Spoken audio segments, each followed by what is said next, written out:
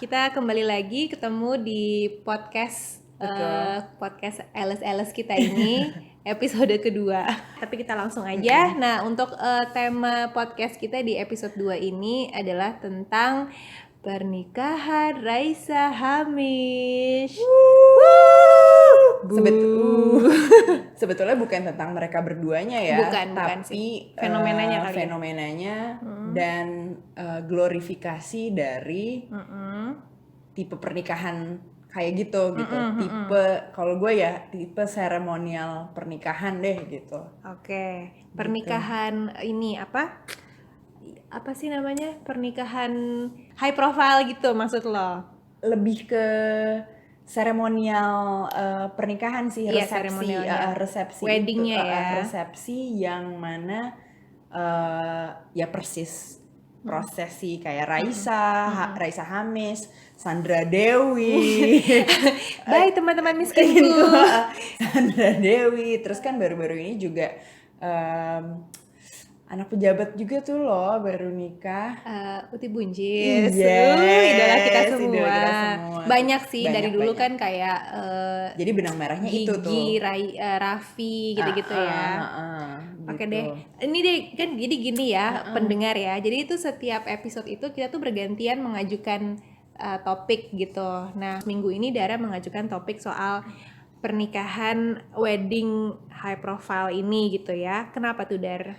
Gua merasa waktu minggu lalu hidupku diisi ngobrolin kawinannya Raisa Hamish, tapi benar-benar dari segala aspek kan, maksudnya, dan itu tuh nggak berhenti sampai bener kan sosial media juga hampir recommended search gua tuh foto-fotonya Raisa Hamish gitu, terus jadi gua agak lumayan terganggu gitu loh lah, lumayan terganggunya yang kenapa orang segininya bisa terobsesi banget sih gitu, kenapa sih gitu, juga biasa aja deh.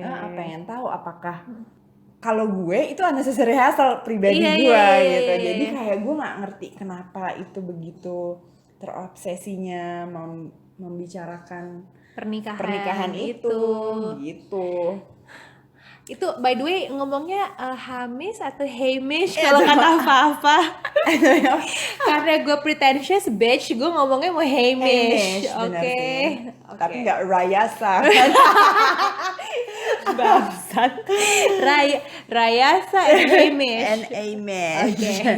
And Hamish. Yes. Oke. Apa? Jadi pertanyaan yang sebenarnya yang tadi itu yang karena gue merasa terganggu, terus gue mencoba bikin asumsi sendiri gitu. Kenapa ya akad sama resepsi, pokoknya semua seremoninya pernikahan Raisa tuh begitu menyerap perhatian orang-orang. Intinya kenapa netizen gitu ya, antusias dan into banget celebrity wedding gitu ya. Terus benar-benar sampai di praise, puja-puji gitu. Gitu. Oke, kalau yang gue amati dan gue simpulkan itu ada beberapa alasan, ada beberapa jawaban. Kenapa rakyat obses dengan Rayasa dan Hamish? Karena kalau menurut gue juga di level yang sangat superficial, Hamish dan Raisa, Hamish aja deh kenapa sih Hamish dan Raisa tuh adalah pasangan idaman gitu. Maksudnya idaman tanda kutip ya, ganteng, cantik, karir sukses, terus kisah cintanya tuh cepat gitu, cuman berapa bulan langsung menikah. Jadi nggak sempat kena gosip, nggak sempat kena konflik apapun gitu. Dan kemudian Hamish tuh juga memuja Raisa banget gitu kan, terus langsung pacaran nggak lama langsung dilamar pula, maksudnya langsung diajak serius. Gue tuh merhatiin rakyat Indonesia ini punya dua obsesi. Pertama obsesi terhadap fisik, jadi mereka tuh kalau nemu yang kece-kece itu langsung buta gitu loh, langsung permisif gitu. Oh kalau kece tuh kayaknya aduh idola banget lah kan kita nggak tahu kepribadiannya kayak apa gitu. Menurut gue malah Raisa boring banget orangnya kalau gue perhatiin ya. Kayaknya sih gue juga. By the way, there's no hate for Raisa ya. Kita bukan haters, biasa aja. Cuman menurut gue I would not be friends with Raisa in real life. Iya, kayaknya kurang seru aja gitu ya. Kayaknya kalau rasa tuh kayak bakso kuah nggak ada bumbunya gitu loh, bosen gitu rasanya. Roti tawar banget gitu anaknya. Gitu. Nah terus tapi kece, gue akuin Raisa kece, Hamis juga kece ketemu kece kayaknya gila gitu, langsung rakyat langsung kayak gitu. Mereka tuh ada obsesi terhadap fisik, jadi begitu kece ketemu sama kece tuh mereka langsung permisif gitu, langsung nggak melihat aspek-aspek lain dalam kepribadian mereka. Terus yang kemudian kayaknya rakyat tuh punya obsesi terhadap pernikahan gitu, nikah gitu kan. Jadi kayak nikah tuh kayak goal relationship gitu. Padahal kan merasa bahwa ya pernikahan bukan ujung dari segala hubungan gitu ya nggak sih, Mak? Terus menurut gue juga soal superior pernikahan di kita gitu ya, di Indonesia kan juga karena di reinforce sama ya agama di mana-mana. Ketika lo menikah, status lo tuh lebih privilege, lebih sedikit menurut gue ya. Gue yang belum menikah tuh gue merasa gitu. Bahwa ketika lo mengutarakan gue mau menikah, itu tuh orang langsung kayak selebrasinya yang kayak ya ampun, kayak lo naik satu level gitu loh. Betul. Dan itu kan beneran diperkuat dari dulu gitu, plus agama segala macam kan. Jadi ketika Raisa Hamis menurut gue menyatakan itu, terus semua orang itu tuh kayak welcome to the club gitu loh. Iya betul. So paham banget gitu. Jadi gue juga merasa superiornya pernikahan tuh memang sebegitu kuatnya gitu. Dan pokoknya kan memang di masyarakat kita kan jomblo masih dilihat sebagai hal yang negatif. Terus jadi kayak perempuan single, terutama perempuan single tuh harus selalu defensif gitu terhadap dirinya sendiri. Padahal sih nggak perlu menurut gue. Kayak gue makanya banyak buku atau lagu I'm single but very happy. Kenapa harus ada defensif seperti itu? Karena gitu. Sekeliling tuh melihat itu sebagai karena ada yang kurang, makanya orang-orang harus bikin begitu defense. Juga laki-laki sih laki-laki gitu ya, laki-laki perempuan sih yang kayak gue jomblo tapi bahagia, gue single tapi happy. Kenapa sih lo harus membela diri gitu? Biasa aja, nggak apa-apa kok. Harusnya ya, tapi kan kita nggak bisa mengubah budayanya gitu kan. Iya, normal ketika masyarakat kita gitu. Normal gitu. Tapi gue mau nanya, lo memandang pernikahan berat nih Bo ya. Lo memandang pernikahan sendiri gimana? Gue nggak apa-apa. Maksudnya itu gue nggak bilang ngapain menikah sih, enggak gitu. Maksud gue itu hal yang baik kok gitu. Ketika lo memutuskan komitmen sama satu orang untuk for the rest of your life kan, terus tanggung jawab gitu. Gue yang nggak setuju adalah misalnya milih dekorasi sama si ini, catering sama si ini gitu, sampai itu kayak antara hidup dan mati milihnya gitu. Ngebahas dia sederhana banget, dia ini wah banget, Raisa pakai bajunya dari siapa. Menurut gue tuh orang salah prioritas gitu. Iya memang. Orang tuh salah prioritas ketika salah fokus gitu. Jadi gue sama sekali nggak berkeberatan dengan pernikahan itu gitu. Bahwa ketika orang mau komit terus tanggung jawab oke banget, tapi perayaannya itu ketika itu menjadi kok kayak wajib sih, kok kayak misalnya taruh deh orang tua kalau misalnya nggak pengen terus jadi nanti ngundang orang nanti malu gitu kan. Sebenarnya semuanya karena gengsi kan, karena kayak status. Jadi gue mempertanyakan seberapa manfaatnya, seberapa penting sih gitu bagi pernikahan langgeng, maksudnya dengan resepsi heboh gitu, atau resepsi sebegitunya dengan kehidupan pernikahan nantinya gitu. Gue belum menikah kan, jadi kayak cuman kayaknya nggak pernah segitu deh, misalnya pernikahan besar nggak menjamin gitu. Iya benar-benar. Oke, tapi terus kemudian poin lainnya lo bertanya di contekan kita adalah apa sih manfaat pernikahan yang terekspos di publik gitu? Menurut gue ada, yaitu menunjukkan bahwa maksudnya gini, gimana pun juga pernikahan itu adalah hal yang baik kan ya. Maksudnya dalam tatanan masyarakat itu membuat tatanan masyarakat lebih teratur gitu ya. Institusi pernikahan tuh bagus. Dengan expose di masyarakat ya, kita kan mengencourage masyarakat juga, nunjukin bahwa ya kayak tadi lo bilang gitu, bahwa ada 2 orang yang berkomitmen untuk menikah, menjaga relationship seumur hidup. Mudah-mudahan itu kan encourage yang positif gitulah untuk para. Kecuali kalau misalnya si resepsi ini bisa membantu gue pernikahan tuh bisa langgeng, maksudnya bisa mengencourage gue bahwa kayak udah disaksikan semua orang, malu atau nih kalau sampai gagal, tapi kemudian it's the wrong reason kan kalau cuma bikin malu pernikahan. karena sama orang kan jadi salah kan. Tapi harus datang dari berdua kan. Iya, gitu. memang. Gimana tuh caranya? Jangan-jangan emang mesti ngeredesign wedding ceremony gitu.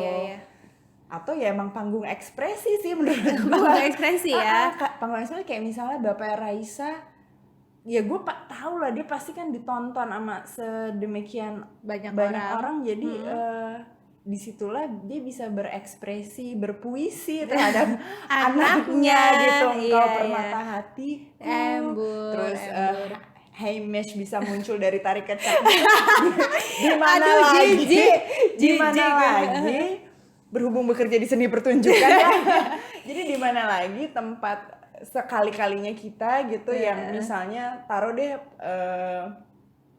bekerja sehari-hari nggak bersangkutan sama ekspresi gitu. Jadi pernikahan menurut gue tempat kita ya first dance. Emang. Entrance.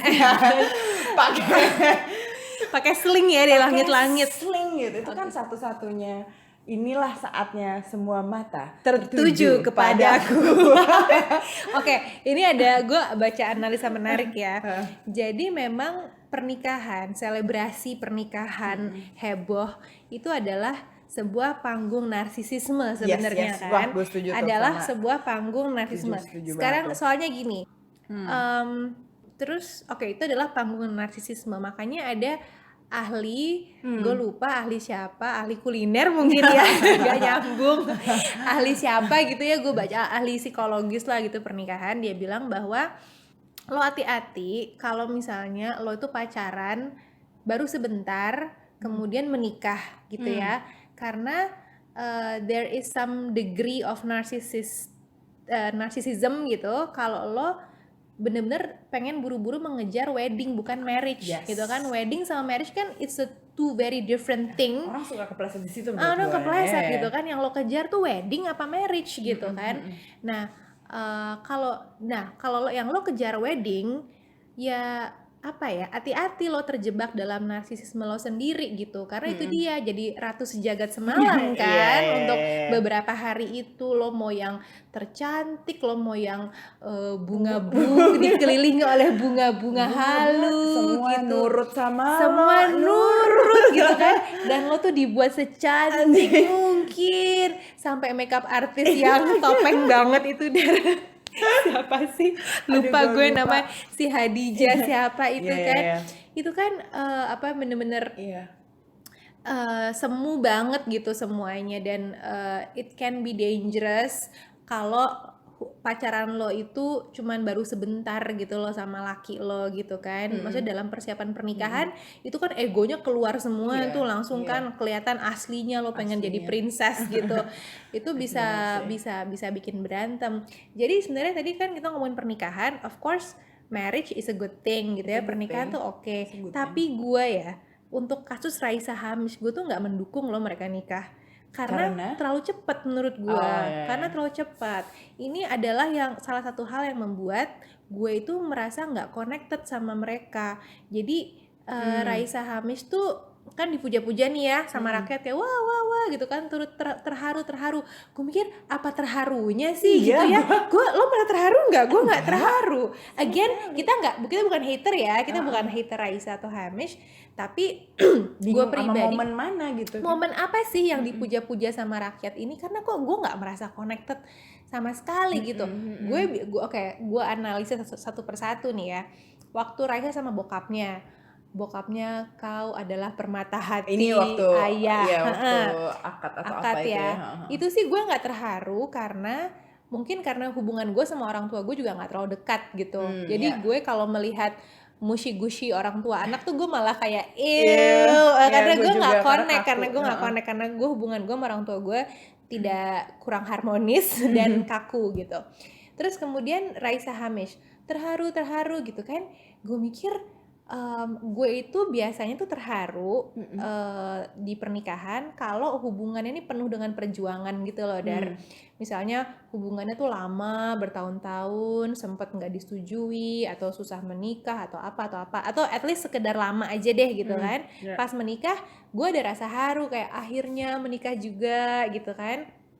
Kalau ini tuh mereka pacarannya kan sangat singkat dan sangat lancar gitu kan, 5 bulan terus langsung menikah, langsung ini kayak gue nggak menyaksikan hubungan kalian tumbuh gitu loh. Kayaknya singkat aja gitu kan, instan gitu. Jadi gue nggak merasa itu dalam gitu ya. Again gue sotoy, mungkin Raisa dengernya kesel nih kan, sotoy banget lo perempuan gitu. Terus kan nggak ada yang ngelawan lagi karena gue sama lo sama-sama setuju nih. Iya, kita satu on the same page, nggak ada kontranya gitu. Nggak counter lagi. Gue tuh setuju banget karena orang tuh lu kan kesannya kan menikah lo naik kelas gitu, hubungan lo naik ke level berikutnya, tapi emang udah teruji gitu kekuatan fondasinya. Itu dia gitu. hubungan mereka tuh belum teruji loh. Karena kan menurut gue ketika lo komit juga, gue nggak ini ya, maksudnya mengesampingkan bahwa itu misalnya kalau agama itu sunnah atau apa gitu ya, kalau bahwa lo menjalankan lo kita sebagai ngomong di luar agama deh ya gitu kan, karena lo udah berani komitmen gitu dan mana tercatat legal gitu sahamanya, itu lo bertanggung jawab gitu.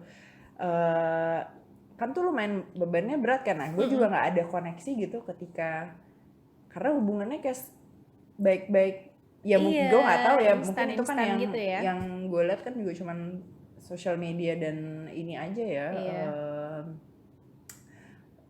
infotainment atau apalah gitu. Jadi tuh yang which is very curated ya. Jadi tuh nggak merasa ada haru birunya gitu. Haru biru itu haru biru yang diskenariokan gitu loh, Dar. Dengan lagu, dengan soundtrack, dengan bunga, dengan di pinggir pantai gitu. Coba kalau itu nggak ada kayak ngawang-ngawang gitu, karena kehidupan sesungguhnya kan nggak begitu, nggak ada burung merpati terbang di langit-langit kalau lo sedang berantem gitu kan. Dan Raisa Hamish itu, Raisa bilang bahwa pernikahan ini sederhana seperti yang kita mau, jujur apa adanya, yakin. Soalnya, again, this is no hate ya Raisa, I'm just saying the fact baby girl. Jadi soalnya gini, lo tau gak sih waktu di Bali, mereka tuh kan tukeran vow gitu kan, yang mana romantis banget. Coba gue ulik dulu ya. Jadi pokoknya gini, si Hamishnya memberikan, gue Google dulu nih. Jadi dia dengan shwa-shwa-shwanya terhadap Raisa, dan kemudian Raisa, gue di Bali tuh nggak terlalu, gue cuma lihat foto-foto aja, tapi itu bukan akad lagi, kayak bukan ala ini ya, yang ke barat-baratan. Ke barat-baratan. Nah kalau vow-nya Hamish sama Raisa adalah, I promise to be the most loving husband in good times and the bad ones. I will always be there for you and I love you with all my heart forever.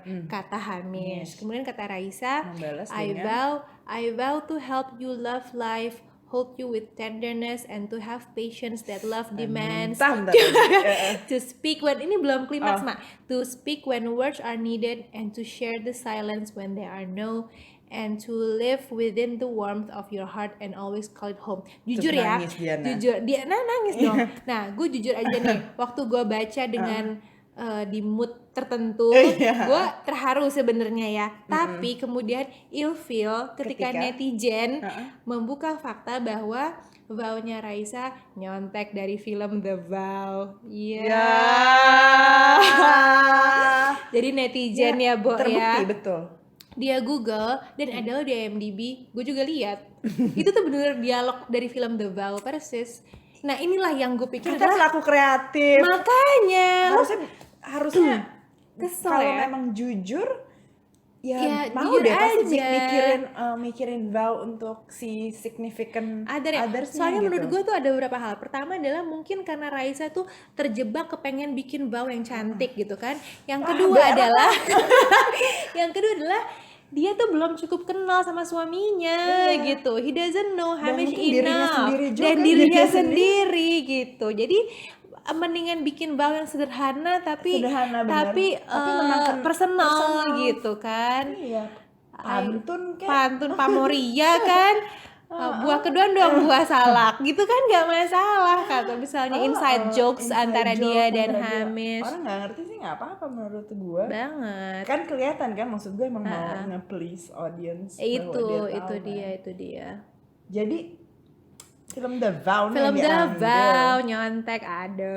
Terus pakai lagu dia sendiri lah. Iya ya bisa ya. Kenapa nggak pakai lagu dia sendiri? Atau apa kayak from the first time I met you, apa ngomongin soal momen yang dimana cuman dia dan Hamish yang tahu gitu mungkin. Atau keluarin grafik emosi dia pertama kali pakai itu ya scientifically gitu, pakai pie chart gitu. Ya nggak apa-apa, suka dia dong, duit dia. Tapi kalau lo ngelihat reaksi kebanyakan netizen, lo gimana lah, maksudnya? Iya, jadi sebenarnya kalau dipikir-pikir ya, again gue tuh gue bukan haternya Raisa Hamish, harus gue ulang-ulang nih, gue takut dikirimin bom soalnya ya. Gue bukan haters mereka, tapi gue terganggu sama netizen gitu. Netizen yang bikin gue terganggu, rakyat yang bikin gue terganggu gitu, karena mereka obsesnya. Karena mayoritas kayak gitu berarti kan? Apa? Ya maksud gue mayoritas masih pada heboh gitu kan. Itu yang membuat gue terganggu tuh itu. Mereka tuh mengeluh-elukan, terus terlalu mengulik apa yang tidak perlu diulik. Dan menurut gue overrated aja. Menurut gue tuh kisah cinta Raisa Hamish tuh biasa aja. Banyak yang kayak gitu. Pasangan kece banyak. Pernikahan mereka juga memang gak mewah-mewah banget ya. Mewah mah kalah sama Uti Buncis gitu kan. Masya Allah. Ntar kita bahas ya kalau udah Uti Buncis ya. Ngomongin ininya aja ya ke hebohannya. Jadi menurut gue biasa aja, dan tapi memang gue terusik sama how it is so overrated dan masyarakat tuh overreacted banget sama kawinan ini. Biasa aja deh. Iya, gue tuh juga terganggu tuh karena jadi kelihatan salah fokus sama salah prioritas dalam hidupnya mereka gitu loh. Makanya ya masih kejebak gitu-gitu aja terus. Dan jadinya tuh halu gitu ya, maksudnya dengan attention yang mereka dapatkan itu, gue takutnya tuh Raisa dan Hamish tuh agak halu ya dalam pernikahan mereka ya. Dan pertama, again soalnya gini, gue tuh jujur aja nih, gue bukan pendukung pernikahan cepat. Gue sendiri melakukan pernikahan cepat dan gue nggak merekomen hal ini gitu ke orang-orang. Lo pacaran at least setahun deh gitu, at least setahun baru lo mulai setahun yang bener baru lo berencana gitu ya, baru lo berencana menikah gitu. Karena kalau di bawah setahun tuh kayak masih periode honeymoon, dimana lo nggak bisa melihat kekurangan pasangan lo dengan jelas gitu. Menurut gue nggak sih, gue juga baca teori itu sih. Nah terus jadi ini mereka pacarannya singkat dan mereka menikah, dan menikahnya tuh sangat menarik perhatian orang, menyedot perhatian orang, menyedot haru-haru biru orang. Takutnya halu gitu. Iya, takutnya. Iya, gue juga takutnya tuh halu, terus mereka jadi lupa harusnya menggali bersama gitu loh, gimana caranya supaya tetap langgeng atau segala macam, karena kan nanti friksi dalam rumah tangga itu kan banyak. Udah mikirin belum sih seberapa intrusifnya misalnya Bapak Raisa nanti gitu, diobrolin nggak tuh gitu, kayak itu bisa jadi trigger sesuatu kan gitu. Atau misalnya apa gitu dari keluarga Hamish gitu, itu pernah diobrolin nggak gitu-gitu. Gue suka takutnya tuh halu karena dielulukan sebagai pasangan yang sempurna gitu, dua-duanya cakep gitu. Ada lagi cakep, please deh, cakep tuh apa sih, kesel deh orang-orang tuh ya. Kesel, simetris, sekarang otak lihat simetris gitu ya, enak kalau gue baca ya. gitu. Jadi bahwa enak dicerna gitu. Tapi memang pernikahan tuh gini, orang tuh kebanyakan tuh orang Indonesia ya, karena kita norma-normanya ya masih menjunjung tinggi norma agama, sosial gitu, dan mereka tuh kadang-kadang kita itu kadang-kadang menikah untuk alasan yang salah gitu ya. Alasan yang paling bahaya menurut gue nikah itu adalah saat pernikahan dilakukan saat lo lagi cinta-cintanya gitu. Kan lo pacaran 5 bulan, 6 bulan itu kan masih cinta-cintanya kan. Terus kayak pengen bareng terus, pengen ngesek terus gitu kan. Kawin yuk gitu. Padahal enggak itu kan. Maksudnya pernikahan tuh bukan cuman demi seatap dan lo bisa ngesek siang malam gitu, itu kan bukan itu tujuan pernikahan. Dan gue pernah nanya sama suami gue gitu zaman dulu, seandainya di Indonesia nih kita bisa kumpul kebo gitu ya, kita bisa summon 11 tinggal bareng, lo bakal nikahin gue nggak? Enggak gitu, karena emang tujuannya ya tinggal bareng aja. Tinggal bareng gitu. Sebenarnya kalau bisa dipermudah dengan tanpa seandainya nggak ada dosa ya, seandainya nggak ada dosa, nggak ada norma sosial kayak gitu ya. Maksudnya di luar nggak udah ya udah bersamaan. Terus tapi ya gue setuju sih tuh, misalnya ngomong-ngomong soal memutuskan menikah karena lagi cinta-cintanya gitu, itu gue juga jadinya ingat dan sempat gue catat langsung argumennya si Alain de Bottonnya, filosofi School of Life itu. Yang ini gue nulis sih, itu semua karena menurut dia akibat romantisisme gitu. Bahwa dia nulisnya gini, romanticism is deeply hopeful about marriage gitu. Jadi karena romantisisme itu, jadi kita pengen banget ke ini kan, it tells us that a long-term marriage can have all the excitement of a love affair, the feelings of love that we are familiar with at the start of relationship are expected to prevail over a lifetime. Padahal kan enggak gitu kan. Soulmate tuh omong kosong menurut emang gue. banget soulmate yang kayak di film-film di lagu-lagu gitu, ya, bahwa nanti adalah itu kalau nggak bisa bareng atau gue nggak dapet tuh karena nggak jodoh gitu, karena udah diatur. Gue nggak mau, sebenarnya gue nggak mau berpegang pada argumen itu karena jadi bikin gue lemah ketika misalnya jadi gue nggak bisa manage ekspektasi. Kalau sekarang gue bilang bahwa ketika gue mau sama orang ini nih, misalnya gue matri gitu dan masih terus dipertahankan karena gue melihatnya kalau mau dia jadi jodoh gue tuh harus kerja keras gitu, dan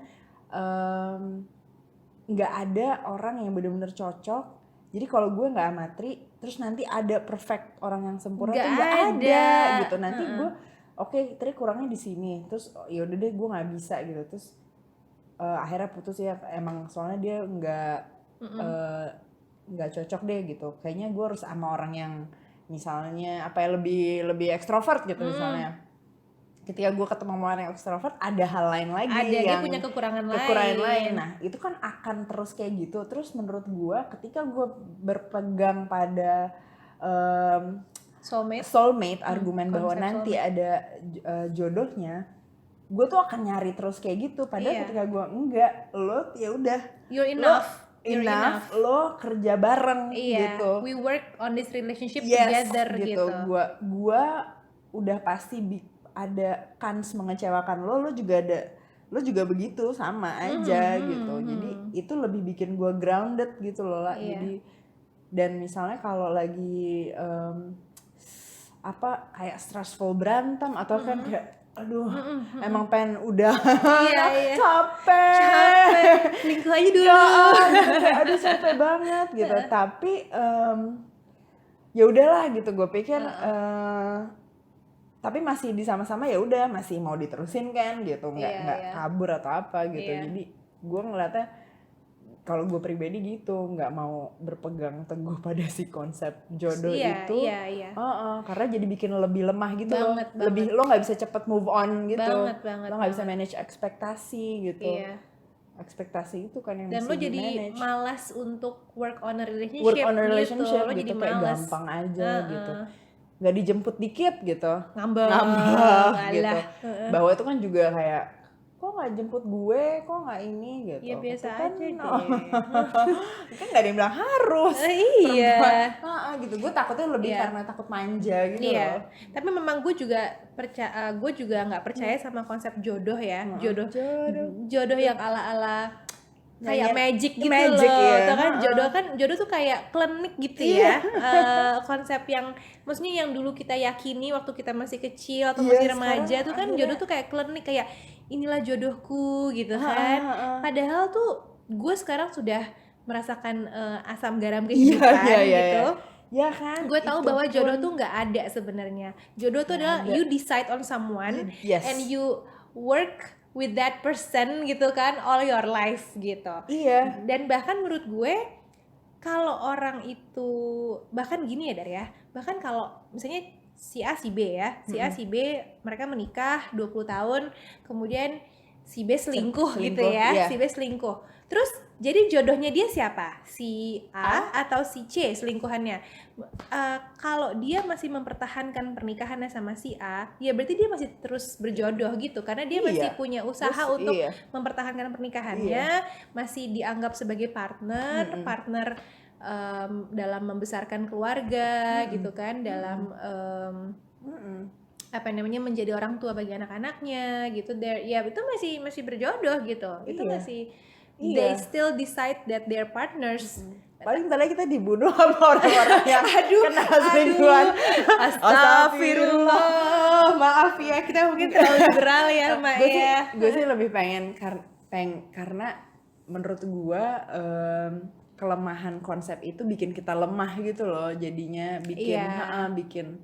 bikin lengah gitu. Kalau misalnya atau dia pengen sesuatu terus nunggu diem aja gitu. Dia pengen ngejar si perempuan atau laki-laki ini, tapi pasrah sama kayak itu emang gak jodoh gue. Padahal menurut gue mungkin ada kesempatan ya kalau dia mau berbuat sesuatu gitu misalnya kayak gitu-gitu.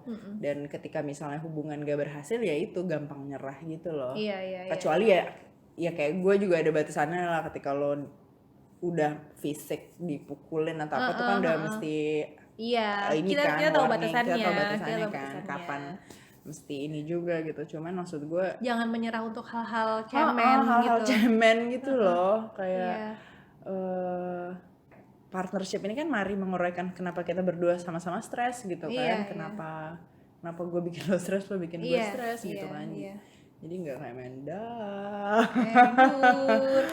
Nah tapi itu jadi kembali ke Raisa Hamis ya. Apakah sudah begitu? Tapi itu? gue rasa di Raisa ini pesanku Mbak yang sudah menikah selama 7 tahun ini, pesanku untukmu ya Dek, itu adalah I am not sure, gue tuh nggak yakin lo sudah cukup kenal sama Hamis. Sorry aja nih ya. Kalau Hamis bisa gue rebut maksudnya. Hati-hati loh. Siapa tahu Hamis sukanya main kita gini kan. Hati-hati loh. Nggak kenal kan lo. Oke, maksudnya adalah lo belum. Gue agak menyangsikan lo benar-benar kenal Hamis di luar periode honeymoon ini gitu ya, di luar periode lovey-dovey mushy-gushy ini. Nah, nanti lo akan menjalani pernikahan. Kemudian mungkin at one point lo akan merasa, kenapa gue menikahi laki-laki ini gitu kan? Karena kalian pacaran karena pacaran kalian tuh singkat dan minim friksi setahu kita ya, setahu kita dari orang luar. Judging dari sosmed aja.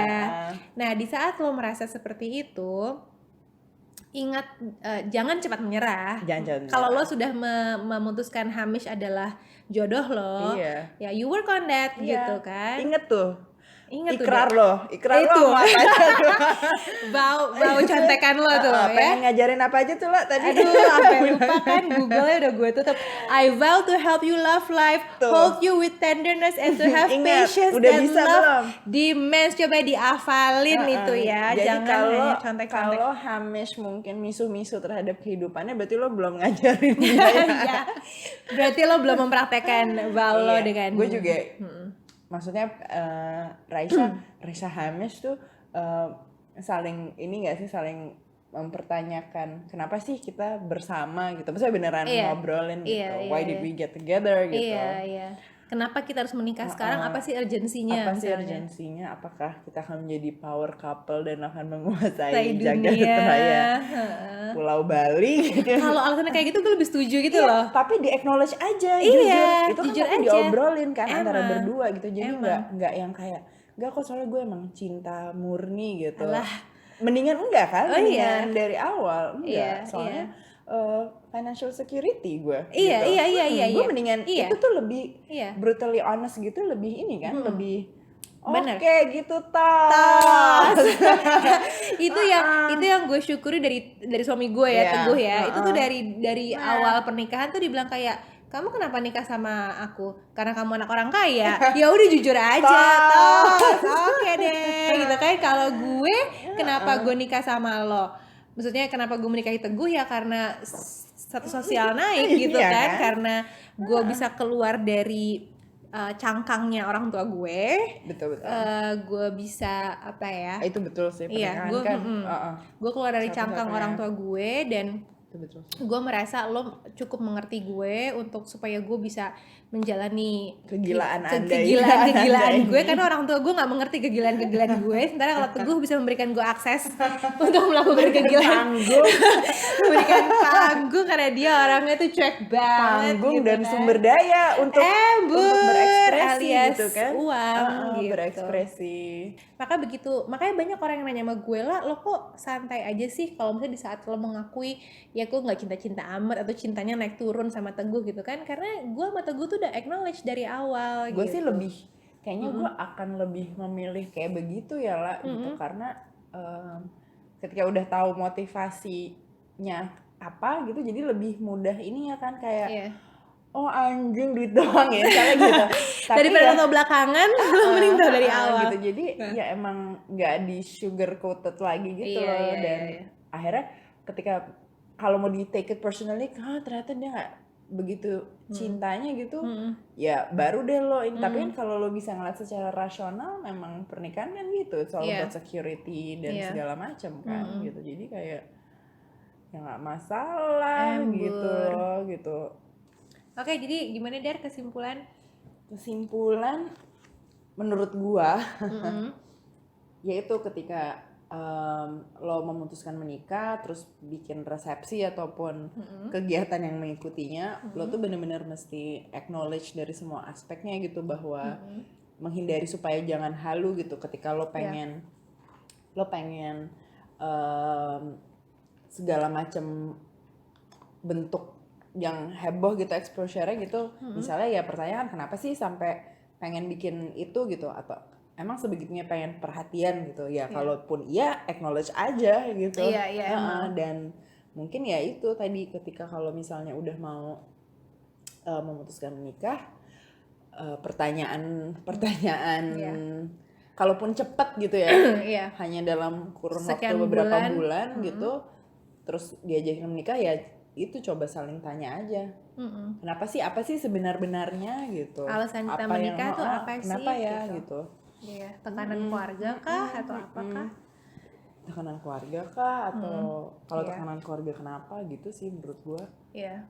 Kalau gue ada beberapa kesimpulan, yaitu setelah gue gali, memang gue nggak sebel sama Raisa dan Hamish, tapi karena reaksi netizen yang agak overacting, agak overrating gitu, overrate Raisa dan Hamish ini. Dan media jadi nge-blow up, dan gue tuh lumayan menyalahkan Bright Story sih. Karena dia cari duitnya kan dari situ ya, cari duitnya kan sangat menjual romantisisme ini kan. Jadi Bright Story tuh gue yakin dia andilnya cukup gede tuh, bikin lagu-lagu menghanyutkan, bikin shot-shot menghanyutkan gitu untuk video-videonya, bikin orang baper gitu. Nah kita sebagai konsumen jangan menelan mentah-mentah apa yang diberikan Bright Story gitu ke kita gitu. Kita jangan baper banget lah gitu kan. Terus gue agak gue tuh I'm not a believer of quick pacaran gitu ya. Dan gue makan lagi. Iya. Terus langsung menikah. Jadi karena gue khawatir pasangan yang menikah cepat-cepat tuh belum begitu mengenal satu sama lain gitu kan. Jadi takutnya kemudian belum terlalu kenal terus dinikahkan dengan pernikahan yang begitu cantik dan halu, takutnya mereka halu. Jadi pesan gue sama Raisa dan Hamish, pernikahan kalian udah very exposed, dan jadi kalau ada masalah dalam pernikahan jangan cepat menyerah ya gitu. Oh, satu lagi yang gue catat dari si Pak Alain de Botton. Juga mungkin untuk Bright Story gitu kan. Iya. Kayak dia ini sih bilang kayak we should be asking what a wedding would be like if it properly helped marriages to go better. Maksudnya gimana tuh? Jadi kayak seharusnya idealnya wedding gitu, resepsi, ya gimana caranya itu membantu kehidupan pernikahan. Nah, sejak mulai saat itu hingga nantinya jadi lebih baik kan, maksudnya bukan berarti gimana caranya orang bisa di-encourage untuk menghadapi tantangannya gitu loh. Maksud gue sekarang kayaknya kalau ada orang menikah gitu, ngucapin kayak selamat berjuang sih. Iya banget, selamat berjuang. Selamat berjuang karena sama kayak punya anak lo punya anak tuh it's not about cuddling baby gitu-gitu loh, enggak lo kayak selamat berjuang. Maksudnya semoga bisa terus berjuang bersama gitu, karena kan terus-terusan kan. Terus-terusan lo seumur hidup lo. Gitu, jadi males kalau gitu. Ujung-ujungnya realisasi males ya kawinnya. Aduh, Leisha. Aduh, mendingan kita kanan kiri oke aja deh. Kalau gitu mendingan ngemeng-ngemeng di podcast aja. Oke, jadi begitu kesimpulannya. Semoga ada kesimpulannya nggak sih? Pokoknya gitu aja. Semoga bisa ngasih perspektif yang lain perspektif sih ya. lain. Jadi ini mungkin perspektif yang tidak mainstream karena kita nggak melihat jodoh sebagai sesuatu yang klinik. Kita juga menolak baper terhadap hal-hal yang bapaknya Raisa. Vow yang nyontek dan Astagfirullahaladzim, Pak. Ya Allah, maaf.